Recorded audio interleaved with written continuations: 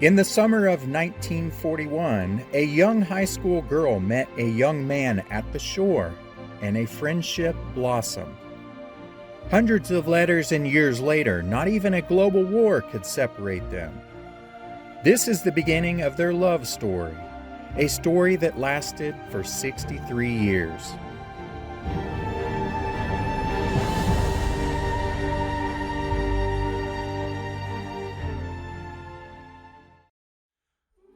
Our story picks back up with the ship going in and out of Havana Harbor in New Hebrides.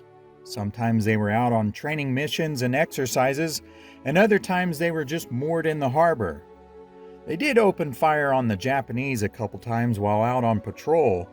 No casualties were taken or given as far as they could tell. May 16, 1943. Dear Wally, how's the world been treating you these fine spring days? At the present, Providence is getting invaded, but I haven't set eyes on an invader or a defender as yet. For a city that is supposed to be getting captured, it's pretty quiet. I got in quite late last night, and this morning at 6:45, every horn, whistle, siren, and bell in the entire city began to ring. It woke me up with a start, and it's a good thing I went to church this morning, 'cause my thoughts weren't pretty. I just about dropped off in another 40 winks when they started blowing again. It's all in a day's work, I suppose. Last Sunday, we decided to be different and went to the old Roger Williams church instead of the one we usually go to. It's certainly a beautiful church. Old R.W. must have been quite an architect. In the afternoon, we hopped a crowded bus out to Rogers Park and did the place from top to bottom. It's an enormous place, with museums, aquariums, birds that are caged, animals, and of course a lovely merry-go-round, which I lost no time in getting on. The kids teased the life out of me, said I looked about 5 years old with pigtails, a grin from ear to ear, and riding anything but side saddle. I was happy anyhow. That evening we went to a pop concert featuring Alex Templeton. Golly, how he can bang out on those keys. His variations and imitations were really witty. Incidentally, Mr. Wallace, I hope when you get a leave you don't go out wolfing like some of the little sailors around here. The other night some of us went to the movies and got convoyed home by a couple of sailors. Usually, when you don't pay any attention to them, they go back, especially when they get a load of the hill we have to climb. But not these fellows. They stuck around until we reached home. Once in the safety of Salisbury's doorstep, we felt sorry for them and sat on the steps and talked. They were nice kids. Long, long way from home. That was our patriotic deed for the day. I bet you're even worse. Honestly, by the time you get my letters, they're a month old, so when you start giving me heck for something I said, I don't even know what you're talking about. Consequently, I just sit back and take it. Oh, I would like to throw something at you. Golly whiz, but you're taking an awful lot for granted concerning that picture. Incidentally, why don't you send me a picture of yourself along sometime? Don't forget, I've never seen you in your uniform. Just took myself out on our outside porch for a sunbath. It's a far cry from Misquamicut. Now what on earth did I say about Carol that made you say she couldn't be as bad as that? Maybe I should keep a carbon copy of the letters I write. Might get myself in a situation someday if I don't. She's still kicking anyhow and still moaning about George or Bob or whoever her present angel is. Her father and mother came down today, so she's gone out for the afternoon. Golly, I wish my mom and dad would arrive, but with no gasoline, I guess I better forget the whole idea. Golly, it's really getting hot out here now, and as the heat never did make my brains work too well, I'll sign off and leave you to your discretion. As ever, Lois. May 24, 1943. Dear Wally, this morning's letter calls for a somewhat quick reply. Frankly, I almost swallowed my toast whole when I read that lovely little paragraph about the night on my porch down at Weekapaug. Some sweet day, I'm going to learn to save my letters until breakfast is over. Anywho, Mr. Wallace, you're a goof. Now, how do you expect to get anywhere with a gal if you don't get on the offensive once in a while? Enough on that subject now. I'm going on the offensive just because the Red Sox aren't doing so good. It's no reflection on me. Besides, I like the Braves better than the Red Sox anyhow, and look where they are. No, you'd better not, because you always get my letters when they're a month old, and no telling where they'll be by June. Another gal and I are going up to Boston for a weekend to see the Braves play in June sometime. We went out to Roger Williams Park again yesterday and got a good dose of sore feet again. Next time I go out, I'm going to ride a bicycle. Somehow or another, we wound up at the Memorial Day celebration. All of a sudden, they started firing away in some sort of salute. It came so unexpectedly that we all jumped about a foot. I fail to see how you can go to sleep with those big guns firing away. What do? Stuff your ears with cotton? I think some of you sailors had better come home and protect the home front. Another gal and myself went to the movies the other night, and while we were walking home alone on a lovely dark street, a car drove up, and after telling him 1,001 times that we didn't want to go for a ride with him, he followed us all the way home in his car. Then, what does he do but jump out and grab us? At that stage of the game, I was too petrified to scream even if I could have found my voice. I'm still not quite sure how it all happened, but we managed to get home in one piece. Honestly, these dimmed-out cities make them bolder. I think I'll start carrying a blackjack around with me. Remember what I said about that horrible mustache you're forever bragging about? If you still have it when you come up this way, I don't know you. You sailors always talking about Davy Jones. How do you think that makes us feel at home? And it's only the U.S. Navy. The South African Navy has more important things to talk about. Take that any way you want, and you're probably right. I'm being a naughty girl this morning, and I'm cutting my first class. It's so positively boring that I usually feel like going to sleep anyway. Now, if he reports me and I get a cut and have to do extra work, it's your fault. You shouldn't write such letters, especially 2 years too late. Afraid I can't think of any more to argue about, so I'll do the expected thing and sign off. As ever, Lois. P.S. Sorry you don't like Lou. For some reason or another, they tacked that on me when I arrived back in September. Want some pictures of the gang around here? We took some yesterday, and if they come out good, I'll send them along. June 7, 1943. I hope this paper doesn't scare either you or the censor to death. I admit, it is pretty flashy. Arrived home, rather here at the dorm, only to find 2 letters waiting for me. Honestly, you fellows say women are hard to understand. They certainly haven't anything on you.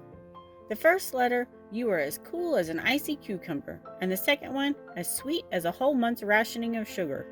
You certainly do have moods. I didn't go to school today because of such a sunburn that I couldn't manage to get any clothes on.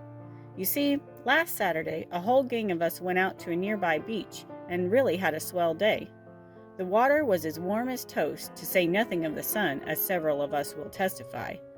By the time I got home Saturday afternoon, I was a cross between a boiled lobster and a ripe tomato. To top it off, I went dancing Saturday night and just about set off sparks every step I took. Sunday was really good, though. I woke up in the morning after taking one look in the mirror, almost fainted dead away. No fooling. My cheeks were so swollen my eyes looked like little slits. By the time I went to church, they had gone back down to their normal position somewhat, but I sat through the whole service in fear that they would suddenly blow up again. At least I can dream I got it at Weekapaug. Might be some consolation in that. Them is fightin' words about the Red Sox, Mr. Wallace. Anyhow, if the Yankees weren't so pig-headed and bullish, they wouldn't be where they are. So it's no pride you should take in them. Nuts to every Yankee ball player there ever was or ever will be. Now I feel better, sunburn and all. Oops, the house mother just came up and paid a call. I think she thinks I'm nuts to even want to get a tan. She's a good old gal, but a bit queer in her ways. Every time we come in from a date, she sort of sniffs around to see if we've been drinking. It's really funny to see her. She hasn't caught me as a culprit yet, and I very much doubt if she ever will. I told Carol what you said about her interrupting my beauty sleep. She agreed that she wouldn't, but the old typewriter still pounds away at all hours. That's a roommate for you. I'm not going to mention that mustache of yours this time, trimmed or untrimmed. You know what I think about the whole idea. In reading over your last letter, you started a paragraph off about talking about my so-called heartthrob, only to end it up by leaving me with the general impression that because of that fact, I don't want to write you anymore. Don't get so high, my lad. I'm still free and 18, though at the present I feel about 60. Anyhow, he, is in the South African Navy, and letters and visits are few and far between. At least give me the credit for getting the Navy, even though it is the British Navy. I might be taking the chance of having you stop writing at that one once you get a load of the enclosed picture. Gruesome, isn't it? The other two gals are Carol and Lois Malmgren. Better have a strong cup of coffee handy when you glance at the third member of the little group. Someone will have to service you when you faint. I might find a better one someday. Looks as if I've reached the end of the page, so I'll do the expected thing and sign off. Pleasant dreams, honey. Lois. June 21, 1943. Dear Wally, want to hear something really good? As I was plenty sleepy this morning after a weekend at home, I woke up just enough to decide that I wasn't going to school.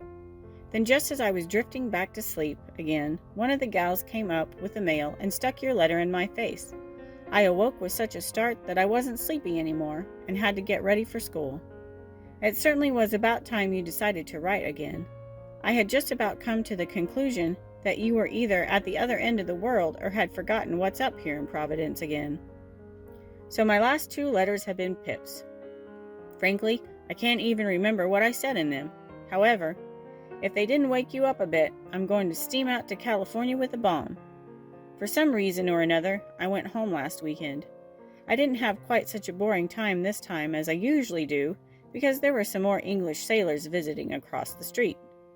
This neighbor of ours has her name in the Union Jack Club in New York, which is the British USO. And when any British sailors arrive on leave and have no place to go, the head of the club sends some down to Mrs. Stoddard. As luck would have it, I'm usually home one of the weekends they're there.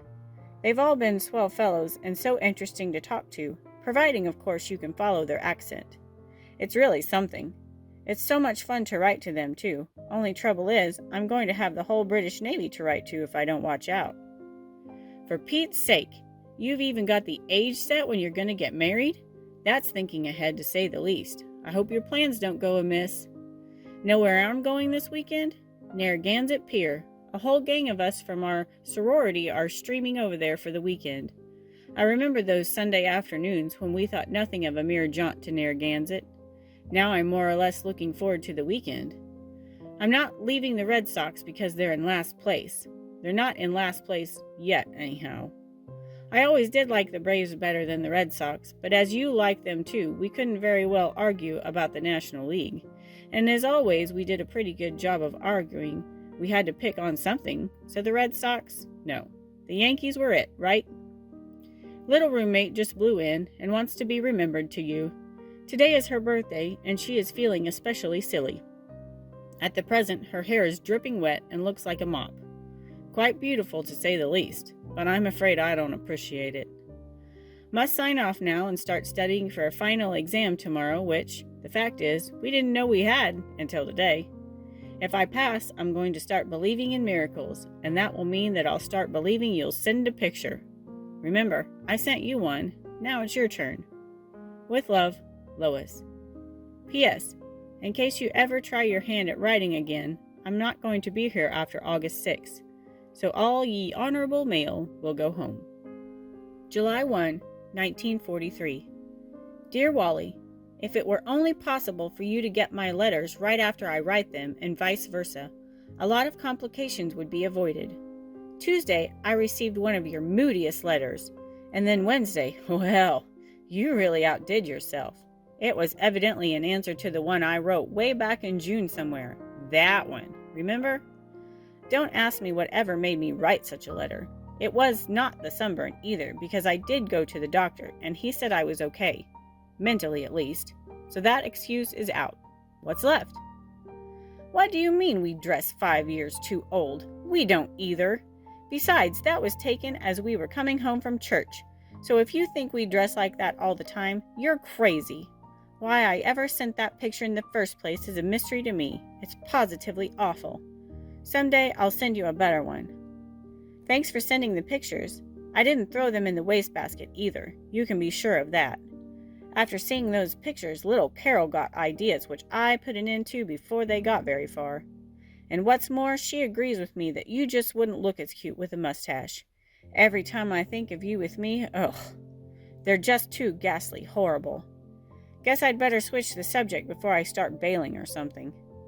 Yesterday, 4 of us took the day off and went out to one of the beaches for the day.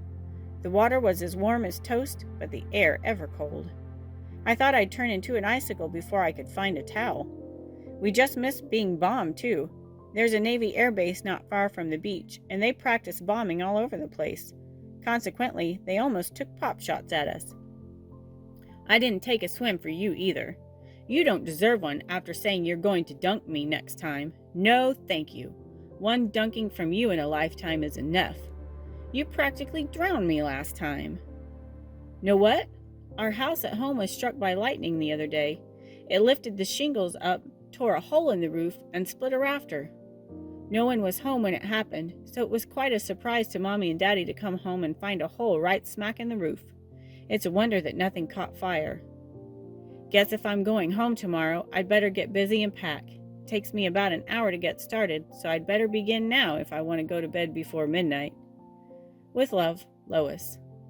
P.S. Don't forget the pleasant dreams.